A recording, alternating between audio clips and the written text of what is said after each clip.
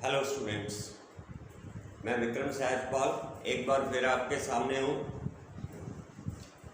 आज मैं आपके लिए टास्क 2 और स्पीकिंग और जनरल आपकी जो वोकैबुलरी को एनहेंस करेगा वो लेकर आया हूँ और इसमें आपको बहुत ज़्यादा ध्यान देने की ज़रूरत है। इसको प्लीज़ बहुत अच्छी तरह से नोट कर लीजिएगा। इसमें बहुत इम्पॉर्टेंट लाइंस हैं और बहुत इम्पॉर्टेंट वोकैबुलरी के वर्ड्स हैं जिनको आप स्पीकिंग में और टास्क 2 में यूज़ कर सकते हैं और ओवरऑल इंग्लिश में आपका लेवल बहुत अच्छा करेगा जी। तो स्टार्ट करते हैं। फर्स्ट है द एमरजेंस। एमरजेंस का मतलब मैंने यार साथ में लिखा है प्रकट करना, किसी चीज़ को सामने रखना। द एमरजेंस ऑफ डैश, यहाँ पर आप कुछ भी लिख सकते हैं, जैसे media, the emergence of media. Media को अगर सामने रखा जाए, मैनकाइंड अगर इंसानियत या भाईचारे को सामने रखा जाए, नेचर या कुदरत को रखा जाए, या इनमें से किसी को भी, या कुछ भी आप और जो टॉपिक है आपका उसको आप यहाँ पर लिख सकते हैं। The emergence of dash has really changed the face of globe, जिसने दुनिया का चेहरा बदल के रख दिया। किस चीज़ के प्रकट होने से दुनिया का चेहरा वाकई ही बदल गया। इसे आप कुछ भी लिख सकते हैं, जैसे ये नहीं कि अच्छा अच्छा ही है, जैसे पोल्यूशन के बारे में है तो पोल्यूशन भी हो सकता है कि emergence of pollution has really changed the face of globe. बहुत इंपॉर्टेंट लाइन है, बहुत अच्छी है। इसे आप स्टार्टिंग में ही इंट्रो के लिख सकते हैं, इसका आपका इंप्रेशन बहुत बढ़िया जाएगा। एमरजेंस है जो EMERGENCE, एमरजेंस, प्रकट करना। हाँ जी। नेक्स्ट है people in the far corners. Corners कोने वाला corners. People in the far corners, FAR है ये। People in the far corners of globe are able to dash. दुनिया के कोने में, हर कोने में, दुनिया के हर कोने में लोग इस काबिल हैं, एबल टू, क्या करने के काबिल हो गए हैं वो आप यहाँ पर ऐड कर सकते हैं। टू कम्युनिकेट, एक दूसरे के संपर्क में करने के काबिल हो गए हैं। एंजॉय करने, फॉर एग्जाम्पल जिसके ऊपर मैंने लिखा है, ये इसीलिए लिखा है फॉर एग्जाम्पल यहाँ पर भी और यहाँ पर भी, कि आप इस डैश में टॉपिक को भर सकते हैं। यहाँ पर टॉपिक लिख सकते हैं जो आप ऐड करना चाहें। People in the far corners of globe are able to face और एंजॉय और कम्युनिकेट। तो जो भी है वो यहाँ पर आ जाएगा। हाँ जी। उसके बाद नेक्स्ट है हमारा थर्ड, डैश। स्टार्टिंग में जैसे फॉर एग्जांपल मान लो यहाँ पर ग्लोबलाइजेशन है, यहाँ जो टॉपिक है वो आ जाएगा। Dash has encouraged the diversity and mixing of culture. किस चीज़ ने, जैसे ग्लोबलाइजेशन है, सारी दुनिया में एक दूसरे में मल्टीनेशनल कंपनीज आ गई हैं और बहुत ज़्यादा एक दूसरे से कंट्री मिक्सअप हो गए हैं, एक दूसरे नेशंस में लोग माइग्रेट कर रहे हैं। तो ये सारी जो है, इसने किस चीज़ को एनकरेज किया है? डाइवर्सिटी को। हमें बहुत ज़्यादा भिन्न भिन्न प्रकार की जो अलग अलग भिन्नता है, डाइवर्सिटी मतलब जो भिन्नता है उसको, एंड मिक्सिंग ऑफ कल्चर, एक दूसरे से हमारे कल्चर अब मिक्स हो गए हैं। हम जानते हैं एक दूसरे के सारे फेस्टिवल्स जानते हैं, एक दूसरे का लाइफस्टाइल जानते हैं, तो बहुत कुछ जानते हैं। तो डैश हैज़ एनकरेज्ड द, यहाँ पर भी आप चेंज कर सकते हैं, diversity and mixing of culture.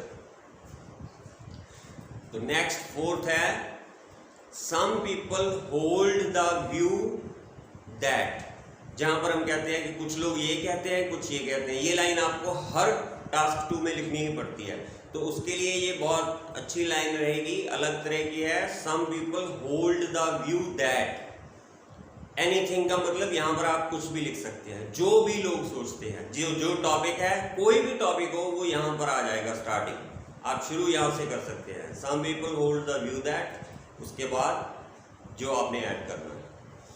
Next है डैश, फॉर एग्जांपल इंटरनेट भी हो सकता है, माइग्रेशन भी हो सकता है, कुछ भी हो सकता है, सेम चीज, जो टॉपिक है आप जो कहना चाहते हैं। Has enabled people around the world to overcome national boundaries, लोगों को इस काबिल बना दिया है कि वो आजकल हम सरहदों के आगे निकल गए हैं। सरहदें जो हैं अब वो फासला नहीं रही, हमारे लिए अब सरहदें मायने नहीं रखती हैं। किस चीज़ ने हमें ये चीज़ करने की ताकत दी है, किस चीज़ ने हमें इस काबिल बनाया है, एनेबल किया है लोगों को, वो यहाँ पर आ जाएगी। चाहे वो इमिग्रेंट हो जो एक कंट्री से दूसरे कंट्री जाते हों, ब्रेन ड्रेन पर टॉपिक आ जाए, माइग्रेशन हो गया, इंटरनेट हो गया, कुछ भी आप लिख सकते हैं। Transportation has enabled people around the world to overcome the national boundaries, modern mode of transportation भी आ गया, कुछ भी आप लिख सकते हैं आप, बहुत अच्छी लाइन रहेगी ये। हाँ जी, नेक्स्ट है 6, cultural globalisation in itself promotes diversity and respect for the cultures। ये मैंने पूरी लाइन लिखी है, इसमें कोई डैश नहीं है।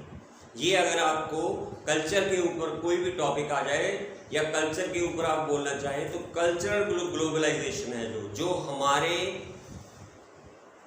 रोजमर्रा का जो स्टैंडर्ड ऑफ लिविंग है, हमारे त्योहार हैं, हमारे रिवाज हैं, हमारी रीत है, जो हमारा रहने का तौर तरीका है दुनिया में, वो सारा एक हो गया है। इन इटसेल्फ प्रमोट्स, ये इसने किस चीज़ को प्रमोट किया है, भिन्नता को और रिस्पेक्ट को। हम दूसरे कल्चर्स की इज्जत करना सीख गए हैं कल्चरल ग्लोबलाइजेशन की वजह से। तो ये कल्चर के ऊपर अगर आप कुछ भी बोलना चाहें या लिखना चाहें तो ये आपके लिए बेस्ट रहेगा।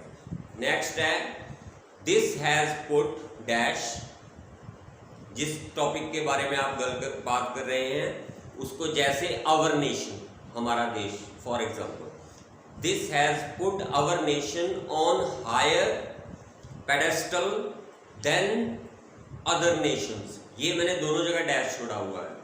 तो दिस हैज पुट, किस चीज ने, दिस हैज पुट, इस चीज ने, जो भी है, यहां पर आप लिख सकते हैं कि ये चीज है जिसने क्या किया है, एक ऊंचे, हायर पेडेस्टल मतलब प्लेटफॉर्म, ऊंचे जगह पे, ऊंचे रुतबे पे खड़ा कर दिया है हमारे देश को दूसरे देशों के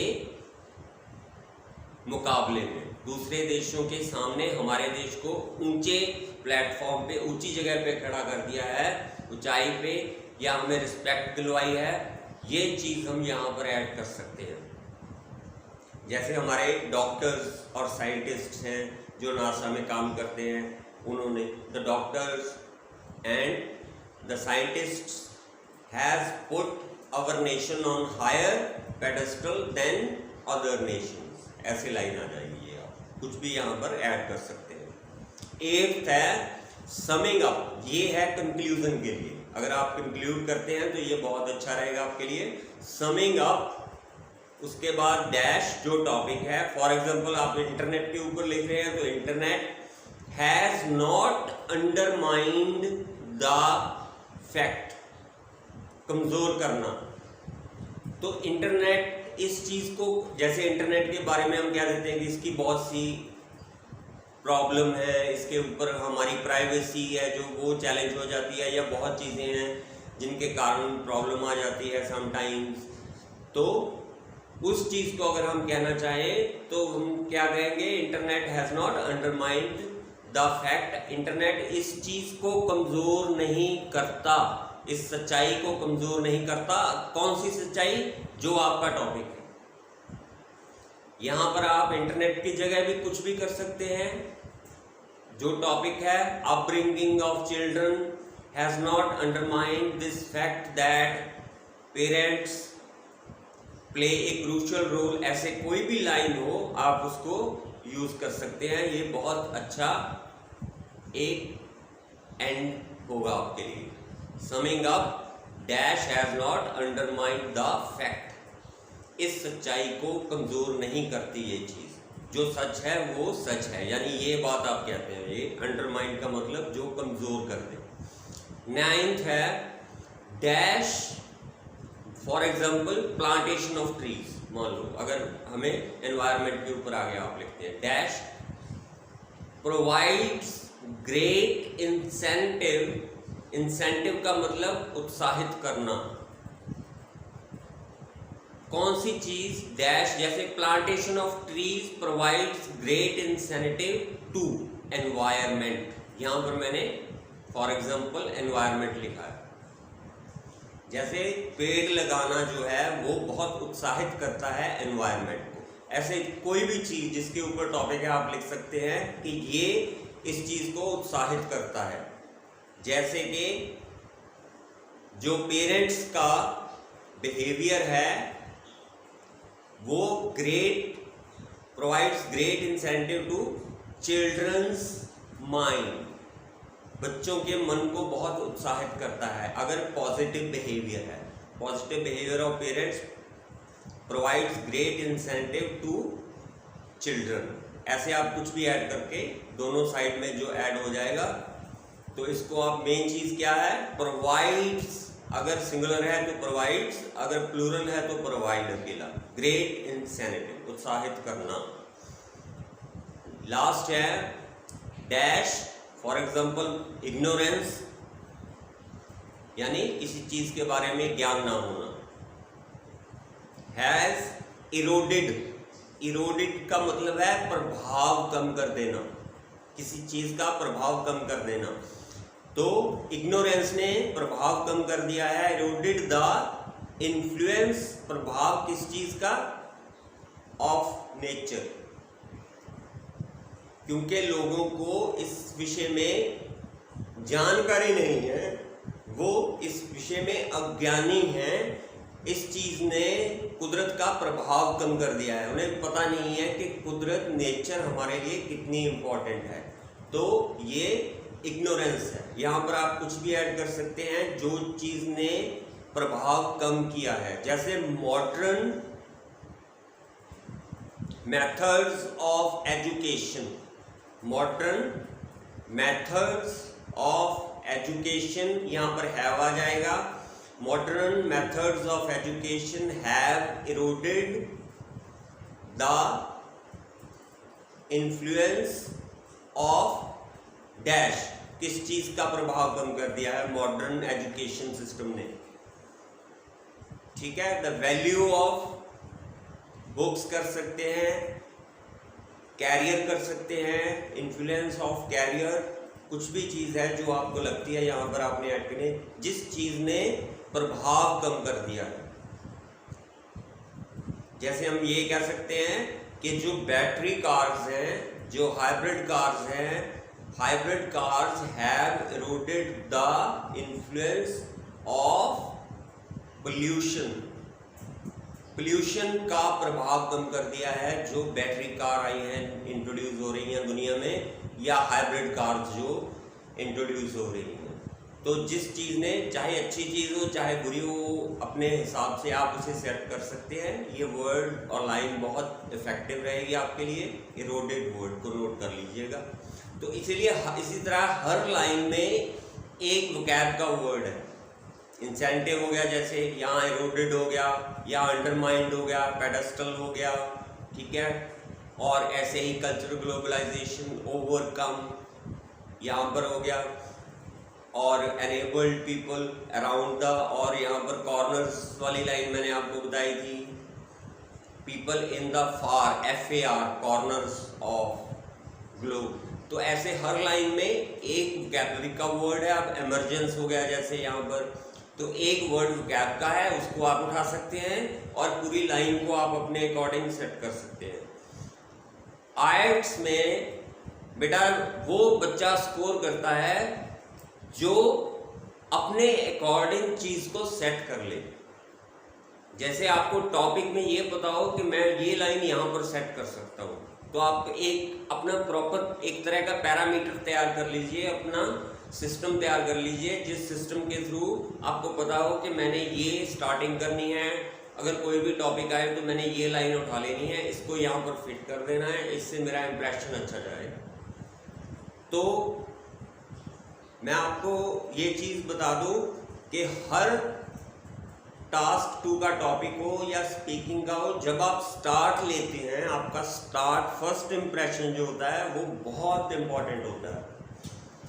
फर्स्ट और लास्ट इंप्रेशन जो होता है आपका, खास तौर पर जब हम राइटिंग करते हैं, तो जो जैसे आप कंक्लूड करते हैं, तो कंक्लूजन में कभी भी कोई ऐसी लाइन ना आ जाए जो आपने बॉडी पैराग्राफ या इंट्रो में यूज़ की है, उसको बिल्कुल ना यूज़ करें। बिल्कुल अलग कंक्लूजन होना चाहिए, और कंक्लूजन पहले सोच ले, राइटिंग स्टार्ट करने से पहले कंक्लूजन सोच ले कि ये मैं कंक्लूजन में लाइन रखूँगा।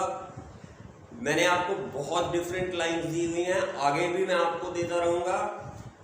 सिर्फ करना क्या है, आपको इनका सही इस्तेमाल करना है। अगर आपको कोई डाउट हो, कोई प्रॉब्लम हो, समझ ना आ रहा हो, तो आप कमेंट सेक्शन में जाकर मुझसे पूछ सकते हैं, मैं आपको आंसर करूँगा डेफिनेटली। तो मेरा मोटिव है कि आपका बैंड स्कोर जो है वो ये ना प्रॉब्लम हो कि आपको लगे कि 6.5, 7, 8 या 7.5, 8 बैंड लेना बहुत बड़ी टास्क है, नहीं है। तो आप पूरा अपने आप को मोटिवेटेड रखिए, and I am here for you. और चैनल को सब्सक्राइब कर लीजिएगा, ये आपके लिए बहुत अच्छा है, ताकि आपको टाइम टू टाइम वीडियोस मिलते रहें। Thank you very much.